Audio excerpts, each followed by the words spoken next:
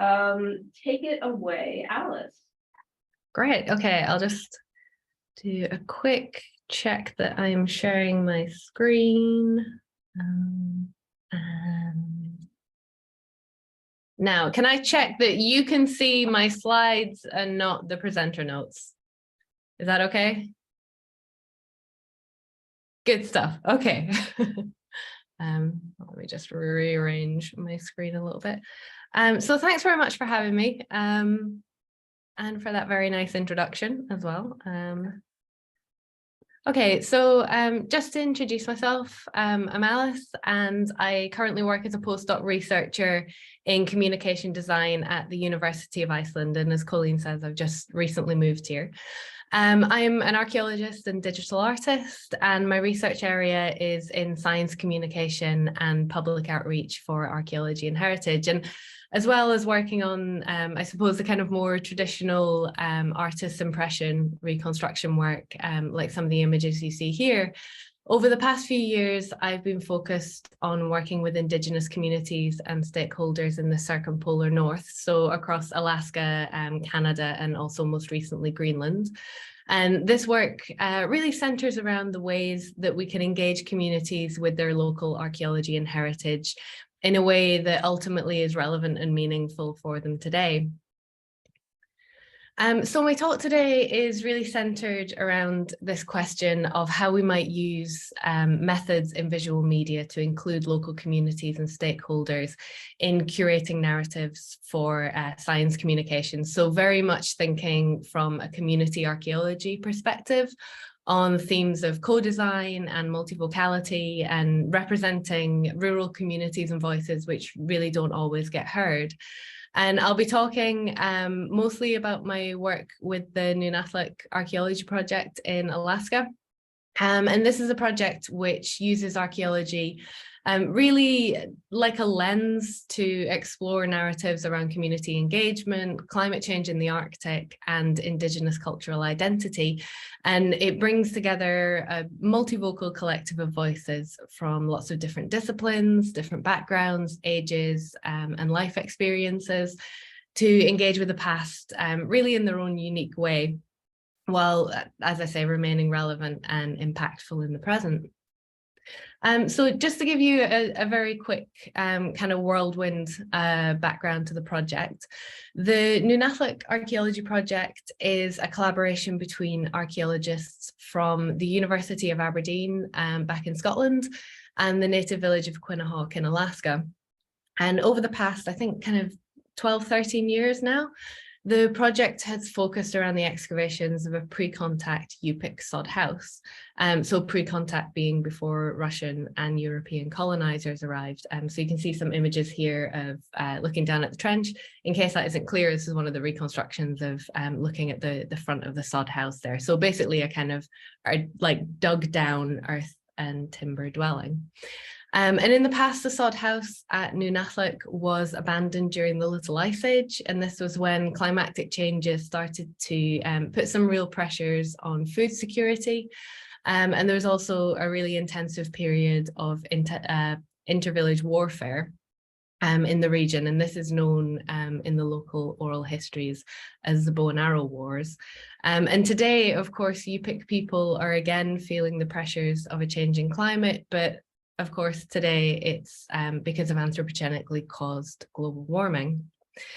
I won't speak too much about the kind of effects of global warming in the Arctic, as I'm sure everyone's quite familiar with this. But people in Quinnahock today ultimately still lead a primarily subsistence-based lifestyle. And this means that they're really intimately connected to the landscape through seasonal hunting, fishing, and gathering. And this subsistence-based lifestyle represents, I think, you know, a really vital point of connection for people with their heritage. But of course, because of climate change in the region, people's food security is again under threat. And with it, you know, this real cornerstone of their cultural identity.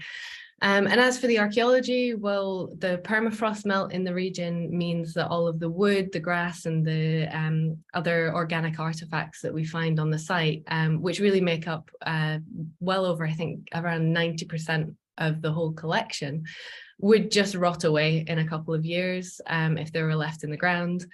That is, of course, as you can see from some of the images here, unless the coastal erosion got to them first. So you can see the image in the top right there. The site is just right on the Bering Sea coast.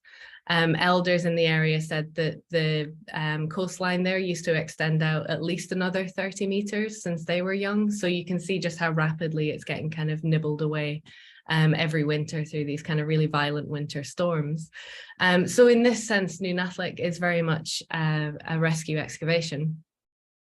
Elders and people in the community help us interpret a lot of the excavated artifacts, particularly in terms of the hunting tools, because there's a lot of modern parallels today in the types of things people are still using.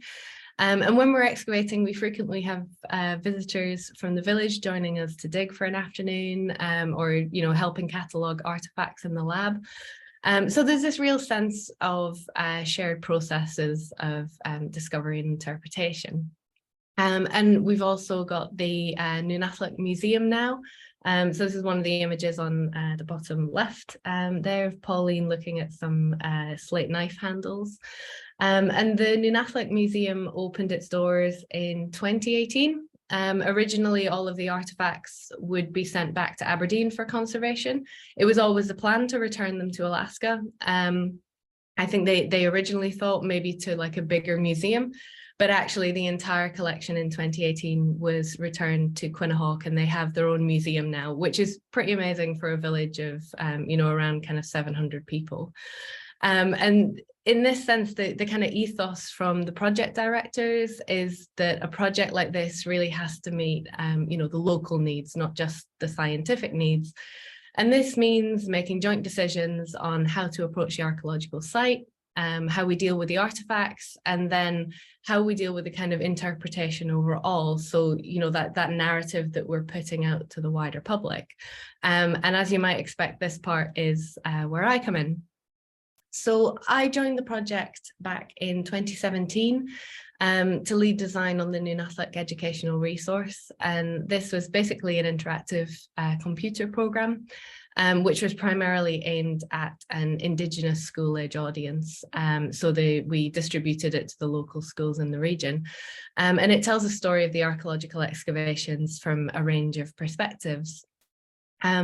Again, as I'm sure everyone is very aware, historically, Indigenous people around the world have really been afforded very little agency in the practices of archaeology and ethnography. So in this sense, my challenge joining this project was to create this visual work in a way that was responsive to the societal context in order to ensure that, the story of the archaeology was being told in a way, again, which ultimately remains relevant and impactful for the community in Quinahawk today. So really, it's this idea that, people, especially Indigenous people, should recognize themselves in representations of their heritage.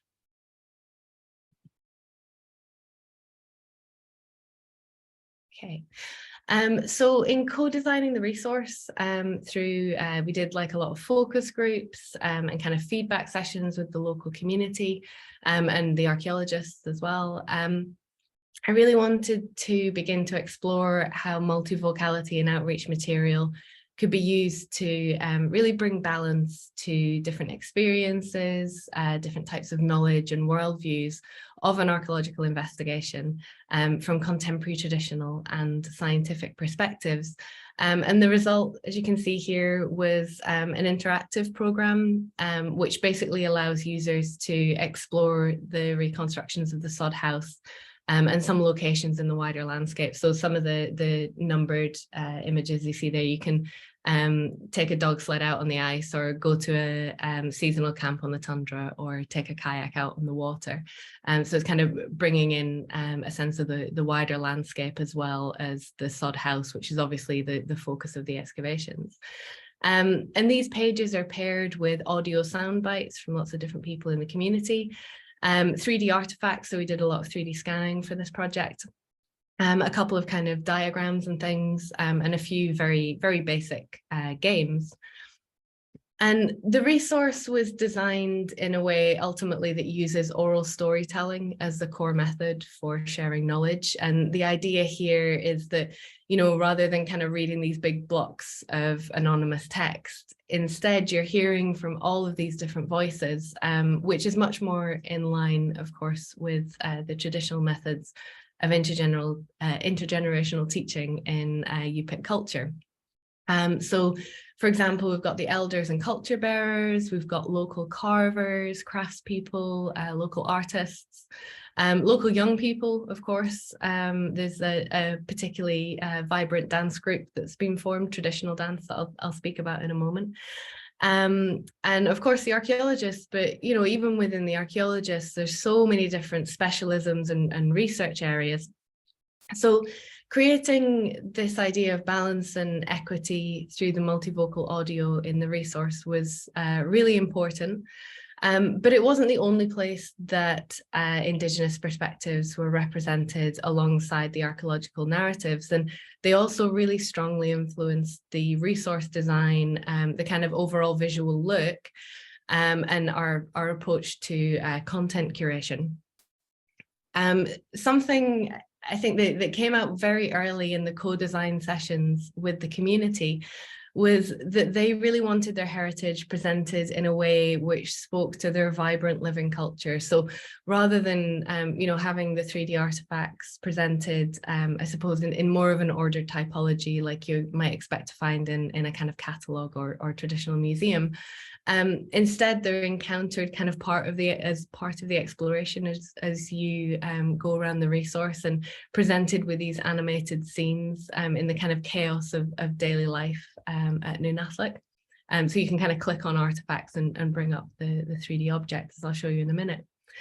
On some of the earlier slides, you'll have seen some of the artifacts that we excavated from Nunathlik that have, these really beautiful, carefully considered depictions of animals in the area and kind of traditional stories and things.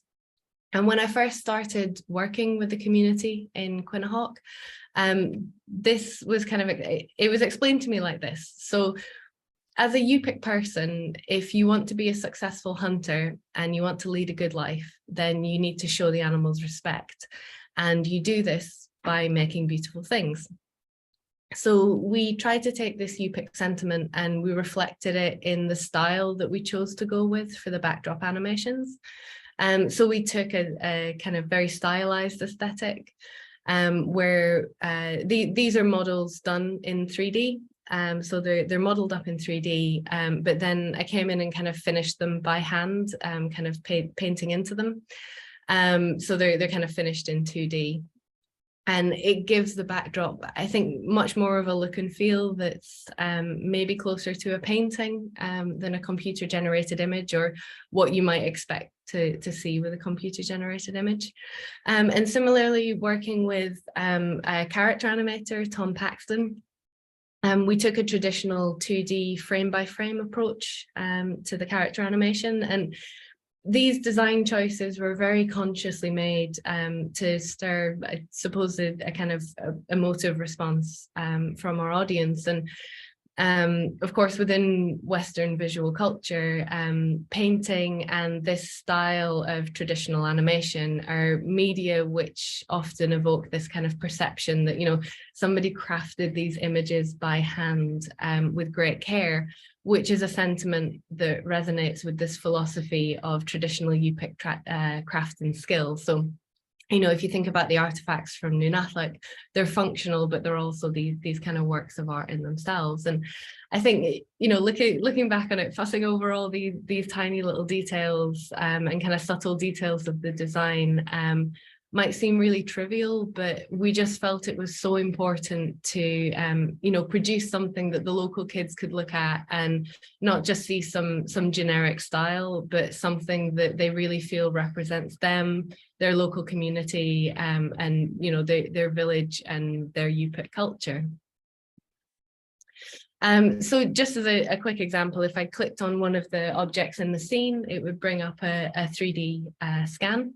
So here we've got a slate knife, so it's a uluak, and you see the handles, this really beautiful little seal. So just in terms of the kind of audio that's paired with this page, as an example, we've got one of the elders, Willard, talking about how his grandmother taught him how to make ulus when he was younger. We've got a young person, you know, just talking about kind of the lived experiences of going and cutting fish in the summer with her family.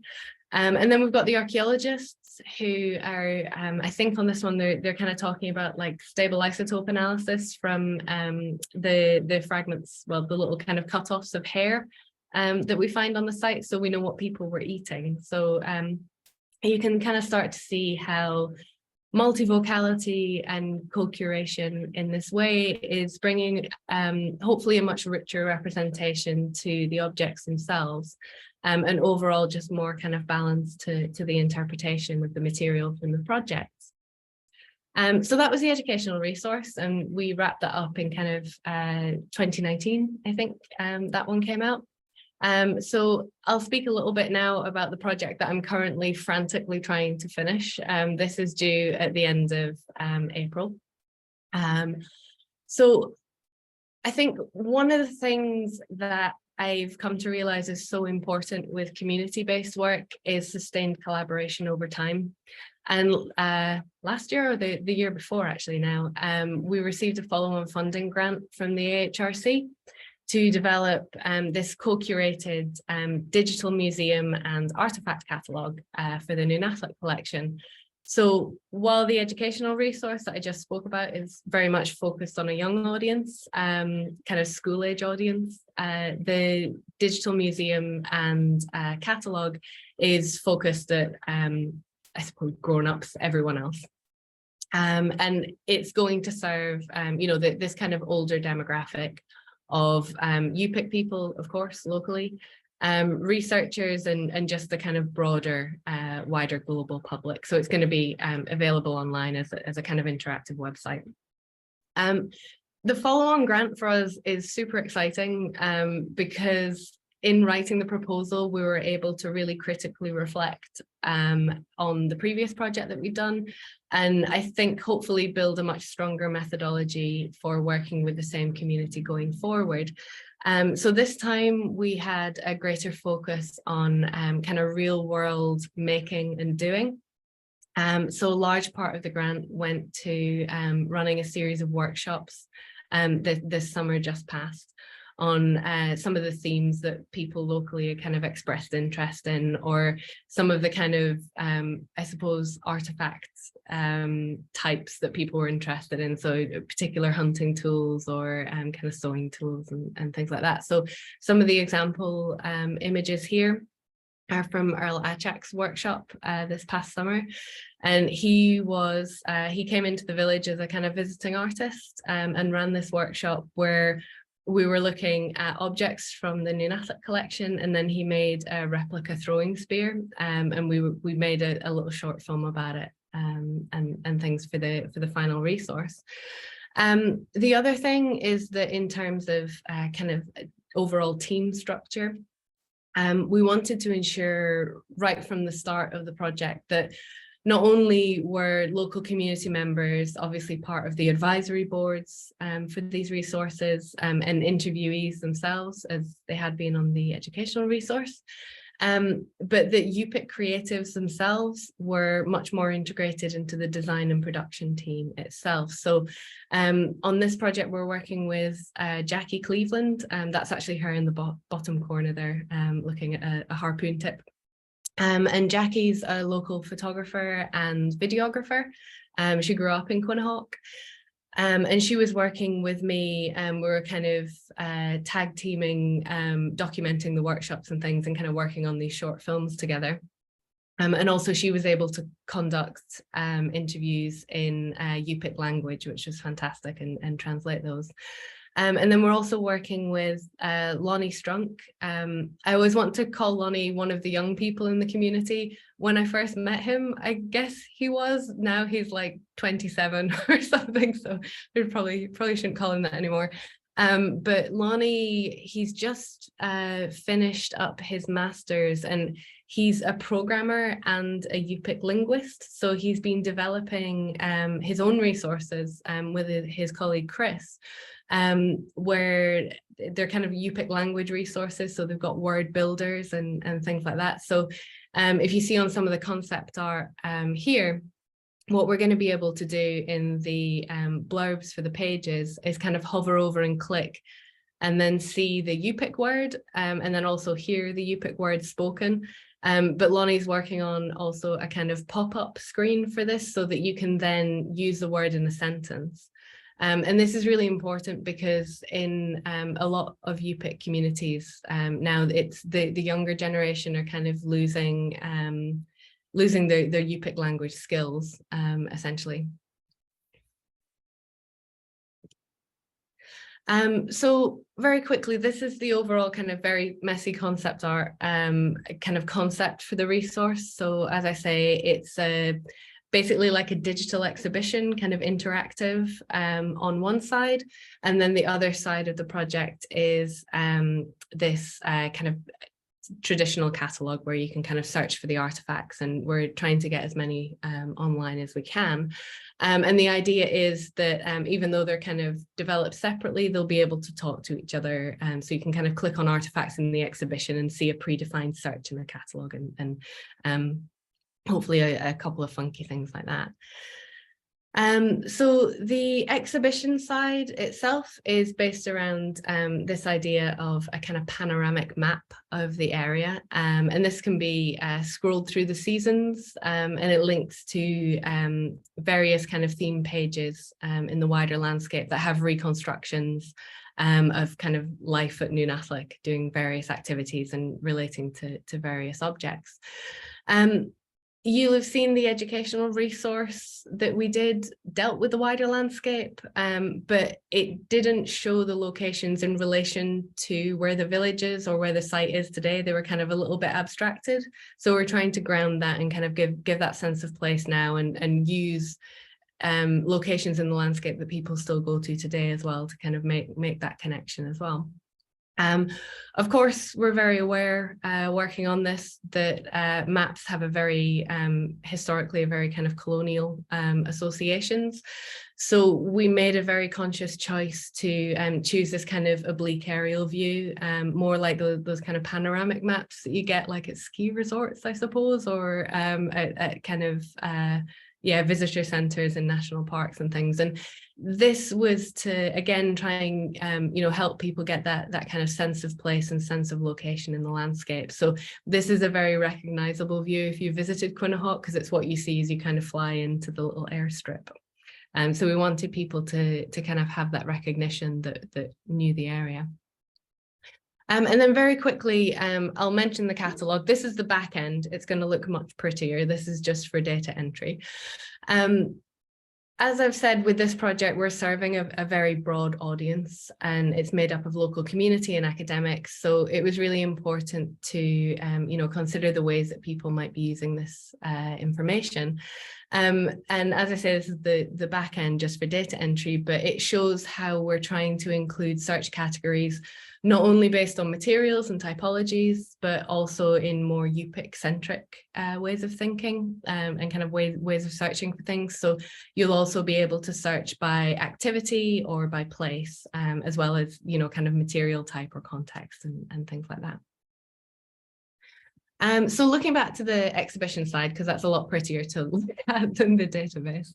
This is just some kind of concept development for the digital exhibition, which, as I say, kind of connects with this catalogue. And to bring these different themes together and to get a sense of the different seasons and what they should look like, Jackie and I started to work very closely together to kind of develop the visual look through her photography and my drawing. So a lot of the time when I'm in the field, I'll try and kind of capture a little sense of place, not just through photographs, but also through doing drawings and actually taking a sketchbook, as well as kind of doing digital work. And this, I feel, compared to photographs, which are also very useful, but it really helps me slow down and kind of properly see what I'm looking at and really get the real colors in front of my eyes as well. Because again, you want to get it right. So this wasn't enough because I don't, I'm not able to spend a full year in Quinahawk. And I'm usually there during the summer, maybe the springtime. So I started to work with Jackie, where she would curate folders of her photographs. So as I say, she's a photographer. She grew up in Quinahawk. She's been photographing her home and the landscape her entire life. So she would curate these folders of photographs from different times of year, from different activities that people still do now. And she'd pass those over to me so that I could start to kind of integrate those into the reconstruction. So this here is one of the reconstructed scenes for kind of fall, where got this very well camouflaged guy going caribou hunting. And Jackie sent me these photos of, these specific locations in the landscape as well. And it was a really interesting way to collaborate on the reconstructions, because I could really, start to see Quinahawk not just through what I knew, but through Jackie's eyes as well. And she could kind of give me feedback on the images. So although I did the drawings, I very much see it as being a collaboration between me and Jackie, which was kind of funky. It was really fun to work on. And again, it's this idea that, you want to kind of create, I suppose you want people to recognize themselves ultimately in the representations that you're making of people's heritage. So you're trying to bring in that kind of sense of place and belonging in the images as well for people to see. So I think I'm maybe running out of time a little bit. At 26 minutes. So I'll maybe skip over this a bit. I mentioned before that we've done workshops in the community. This was one of them. The local dance group learned how to make their own drums, and also the process of making a drum out of a walrus stomach. And I'll give you an example of the kind of way that we're using the material that came out of the workshop. So this is just a kind of mock-up of an idea on Sketchfab. We're making our own kind of exploding viewer. But the idea is that we can take the insights and stories that come out of the workshop. So we've got an exploding drum as well.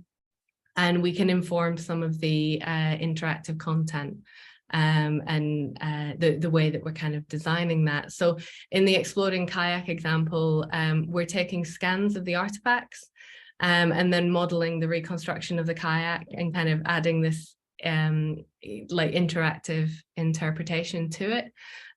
So I always kind of try and think like the 3D scans are fantastic. It's great that we can do that and that we have that resource, but I'm always trying to think, well, how can we take it a little bit further and kind of layer interpretation on? So we've been doing a few things with, doing things basically that you can't do in the real world with the collection, like pulling them apart and seeing how they work.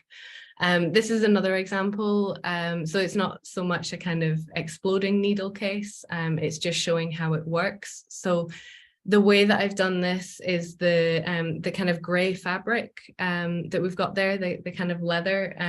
I haven't textured the parts that I've reconstructed, if that makes sense. So you can see the parts that are actually from the collection. So the needle case, the charms on the end, and the needle case lid and the needles and things. But you can see how it works. So you can put it back in, protect the needles, tie it to your belt, and when you need them, you can kind of pull it out and your needles are protected. So we're developing these kind of funky little 3D elements. So I'll just kind of finish up here with a final example. So the activity-based workshop approach that we took on the project worked really well for some themes. So like, the kind of throwing spear, the hunting, also for our drum making workshop with the young people in the dance group. But for other themes, we came to realize that, maybe this approach wasn't so well suited. And one of our original ideas that we'd had at the start of the project was a workshop based around Yupik identity through kind of wearing your culture.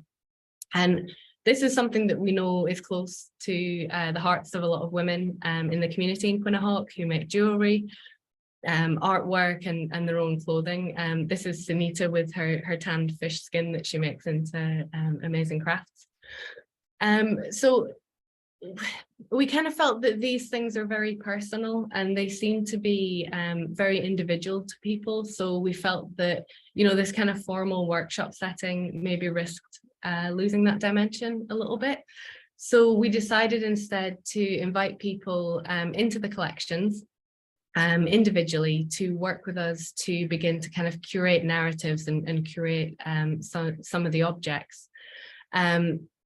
And choose objects that they felt kind of resonated with them and their own processes of kind of craft making or artistry. And this worked really well, but again, we kind of found ourselves adapting to each person that we spoke with. Initially, we thought that we'd film the interviews, but some of the ladies that we worked with, they were just a little bit nervous about, I can't imagine why, having a big camera stuck in your face. So they didn't really want to be filmed. So instead we adapted and we decided to just use lapel mics, and you know, you put a lapel mic on, you forget that you've got it after a couple of minutes. And afterwards, we then invited people to show us their favorite pieces and pose for a couple of photographs. And, you know, this worked really well. And although it wasn't the original plan, we now have some really beautiful photographs that can kind of come together as a photo story for the resource, and quotes from the ladies that we can incorporate into the digital exhibition. And, you know, I think fundamentally what works for some people in the community might not work for others. And I think I'm starting to learn that, you know, true collaboration and co-curation in this way doesn't just mean inviting everyone to participate. It means being willing to adapt and really respond through your process. And in a lot of cases as well, you know, you have these ideas that feel really well developed, and you just have to be prepared to, somebody used a great phrase for it, is to kill your darlings, to kind of these ideas that you have, just be willing to change. So I'll finish up here with a final thought. I think for archaeologists and scientists, it can be really challenging to make the research engaging and relevant for the broader communities that we work with. And we often default to interpretations of the past, which focus on function, measurements, dates and analysis. But people often relate to their past in much more personal and emotive ways, really, you know, kind of utilizing their heritage as a contemporary cultural resource. So in this sense, the multivocality and kind of community co-curation that we've been doing with the community in Quinahawk can really bring fresh insights to the archaeology, and I think has the potential to forge new relationships with the wider communities that we work in. And I think for me, you know, it also really reinforces that multivocality as a design methodology isn't a two-way street. It is a two-way street. It doesn't just mean, again, as I say, inviting everyone to participate, kind of supplementing, you know, your established narrative that you have. With extra voices. It means really being willing to slow down, to listen, to adapt, and to respond as a project like this unfolds. So yeah, as I say, I'll finish up there. There's a couple of links on the screen for you. In the center is my email address if anyone wants to get in touch. At the top is my research blog, which I try to be good about posting updates on things that I'm working on. And if anyone wants to download the educational resource and have a play with it, that's the link at the end just there. So I'll stop sharing my screen. That's okay. Thank you so much. Okay. That's great. Just absolutely inspiring and fantastic work overall. It's just been so amazing to watch your journey really through research. This is this incredible output. Does anybody else? I have some questions, but does anybody else have any questions to start us out? Hannah, you have to come. If you can come a little bit closer to the pedestal, because that's where the microphone is. And I was just I don't know. Can you hear me? Right there. Yes, Oh, okay. Yeah, sorry. Bit of broad. I was just wondering, how has sorry, I haven't like formed a question in my mind yet, but how has the I guess citing the community, like how has that process been of giving them credit for the work that they do in collaboration with both the process of creating the workshops, but also in curating all the objects. I just was curious about how that was handled. Yeah. So it's handled in a couple of different ways, usually in I guess the kind of normal way of if there's any films or anything like that, like little kind of short films, everyone's credited at the end with what they do on the within the production team. In the resources, there's like a credits page. So we, rather than kind of have things individually on stuff, we're discussing with Jackie, because we might do that with like her photographs. It's a bit easier to do, but everyone's credited in the credit lines. We've also, in terms of kind of the ways that we've been developing these methodologies, we have a couple of papers that I really hope are coming out soon, that we've co-authored with the community as well. And that's been a really interesting process in itself, because some of the people that we've been co-authoring with are, not from an academic background. So that's been quite fun to kind of work out how to write a paper together. And we've done things like people have had, they'll reflect on something and we'll have it as like a separate vignette story in the paper, but then also kind of work their thoughts through and kind of make it clear who's offering what insights. So we're trying to do that as well. It's challenging though, because I think for a lot of people in the community, for us, publishing and things is what you want to be doing. And that's not, it's great if somebody publishes in the community, but is that really, helpful for them? Is that what they want? So yeah, it's a balance, and we're still kind of working through it. But that's just a couple of examples of how we've been doing that at the moment. Thank you. Any other questions? Let me ask a quick question first. We've got one actually, a long one from Eva. Do you mind if you can just read it in the chat potentially? Shall I just read it out? Yeah, well, do you mind? I can do it, but go ahead. I want to thank you really for this inspiring, engaged and well-executed work. Thank you. I'm very impressed with how thoughtful the details are behind everything you did in the creative process that seems to have emerged from close collaboration through dialogue with the community. I believe the multivocality has there's more comments coming in, I'm getting distracted. I believe the multivocality has use also for projects who do not have the wealth of knowledge from local groups at their disposal.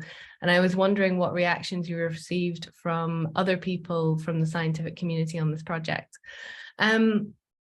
Generally, I think this is a really good observation and a good question. I think I'm working on a couple of other projects as well, and something that I've realized is that, one size doesn't fit all, and you can't take one approach with one community and, take it and apply it elsewhere. So for example, the work that I'm doing in Greenland, the community is very different there. It's not as kind of engaged with the archaeology projects in the same way. The area is much more rural that we're working in. It's kind of a couple of random farms in the valley where we're excavating. So I think when a lot of the time, I'll get approached by people who've seen one of these projects and be like, oh, this is great, we want to do something like this here. But it takes a bit of time at the start to kind of, again, just slow down and really try to listen and adapt what you're going to do. We can take a lot of the same methodologies to a project, but not everyone will want to engage in the same way or be able to. So it's just kind of trying to find a way that people can still be involved, but not necessarily in the same way as a project in Alaska. Actually, just one more thing on that as well, that I didn't really have time to talk too much about it in the presentation, but one of the things I realized when I first started working with the community back in 2017, I think I'd read all of these big, beautiful, hardback books about Yupik culture, and there's all these insights from like elders over, I guess kind of back in the 90s. And that's the key thing. These books were written back in the 90s. So I was expecting to go into this community and be like, everyone's going to know so much about everything. This is going to be great. I'm going to interview all these elders. And people just didn't. And that's quite upsetting for people as well, because they want to be connected to their culture, but through many different reasons, kind of boarding schools and all that really awful history being a big part of it, but people don't have that same knowledge that their grandparents did. So a lot of the things that we recorded with people were things that their grandparents told them, or like very ephemeral memories from being really young. And we kind of realized that, maybe this isn't the way to go. So this is why we started doing more things where we're looking at kind of contemporary things that people still do in the village today, like dancing, like, kind of crafts and carving and things like that, because people still have this really tangible connection to it. Same with places in the landscape. So this is how the project kind of formed in that direction, because we realized, people aren't able to talk about the things that I kind of went in with all these expectations. So it was on me to kind of, again, like adapt that process and make sure that I wasn't forcing people to be involved in a way that just didn't work for them and that they weren't going to get something positive out of. So yeah, does that make sense? Sorry, that was a bit rambling. No, it's all right. Thank you so much. And I a couple of things. I really loved how you're using digital to facilitate community. I think that's so central to work. It is really, again, very inspiring. And I'm really liking also the digital projects with the kind of the analog back end, like, it's like, oh, and then I've got this little nice analog project as well, it's kind of flipped the script on us, right? It used to be like this big analog project and a little digital component at the end.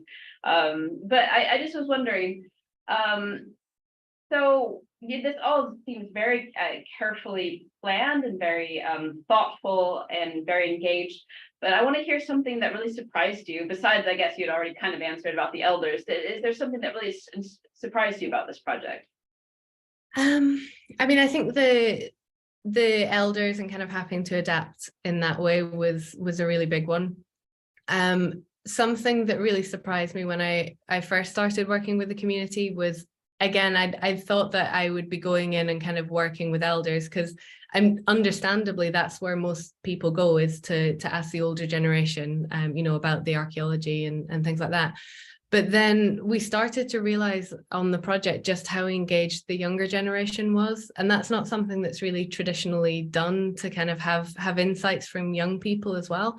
But we really tried to work that in. And that's something that really surprised me. I think particularly the dance group, when we did the educational resource, we just kind of winged it, and we ended up doing, we hadn't planned it, but we ended up making this little short film about the dance group writing a new dance song, which is a really important way of kind of carrying on this tradition, is learning how to write traditional songs. And they wrote a song about the archaeology project. So there was like trowel motions and like, it was about trying to find an artifact, but just finding twigs and like throwing it on the spoil heap.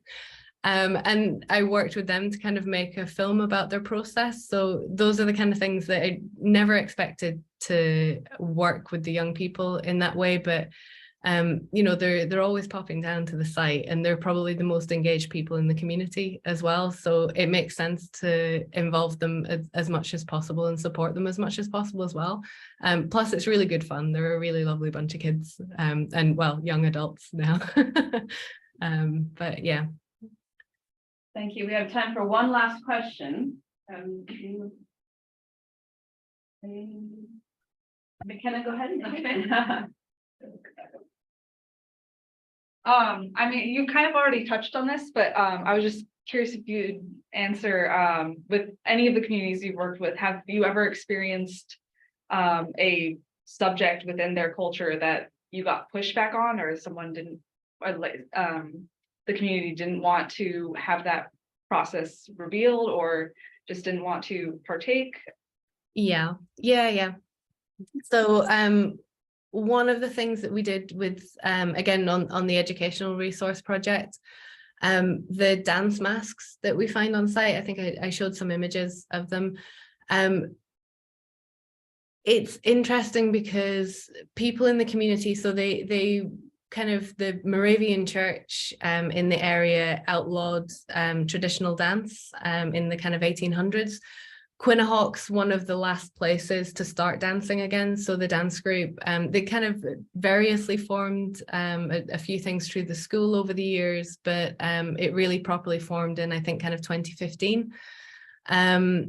And we really wanted to include something with the masks in the resource, but it was probably the most challenging thing to design, because again, the challenge that would be set was, well, we don't want this to, you know, they're saying like this to be like the kind of glass case museum where we can't touch the artifacts and things like that. We want them to be out as part of the culture. So we designed this interface where you could repaint the masks to see what pigments were used. And that was really tricky to design, because on one hand, we're being asked by the community we want something for, you know, to engage with the masks, because that's everybody's favorite artifact. Quinnahock has a very particular relationship with their masks. Other villages in the region have a completely different relationship where they wouldn't go near it. And I think I found that really difficult to design for. And yeah, I'm still not sure we got it right, but ultimately Quinnahock were happy with it. I think in another village, that kind of engagement with the masks just wouldn't have gone, and that's fine. But this is, you know, this is Quinnahock's archaeology project. It's their, you know, they're the descendant community, and it's their artifacts, and that's where, you know, the artifacts are there with the village now. So yeah, it's really, really, really tricky though to design something like that. So I think that was probably the biggest challenge. Yeah. Thank you so very much. Oh, thank you for having me. And yeah, thanks for some really nice questions as well. Yeah, and we're gonna look out for your new launch. Yes, it's almost finished, I promise. I'm working on it right now. Oh, fantastic. Okay, thank you so much. Do you mind if I post this online? No, of course, go ahead. Yep. Okay, thank you. All right. Okay, see you later.